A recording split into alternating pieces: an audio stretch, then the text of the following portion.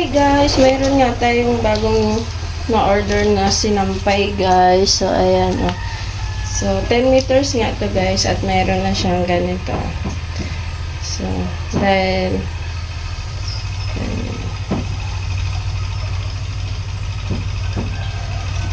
tapos ganyan lang siya guys. So, kakabit lang siya. Ganyan.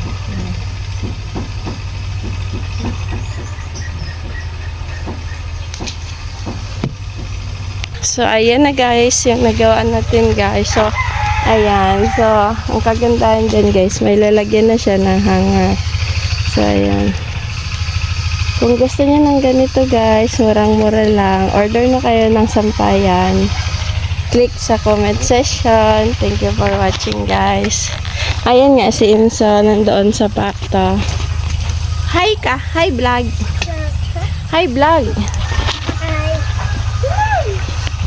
Hi vlog!